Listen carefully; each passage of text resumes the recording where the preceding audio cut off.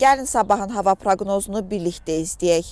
Bakıda və Abşeron yarımadasında aprelin 19-unda hava şəraitinin dəyişkən buludlu olacağı, arabir tutulacağı, əsasən yağmursuz keçəcəyi gözlənilir.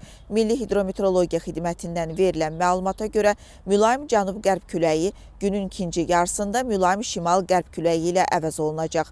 Havanın temperaturu gecə 10-13, gündüz 19-24 dərəcə isti olacaq. Atmosfer təzyiqi 755 mm civə sütunundan 751 mm civə sütununa inəcək. Nisbi rütubət 60-70% təşkil edəcək.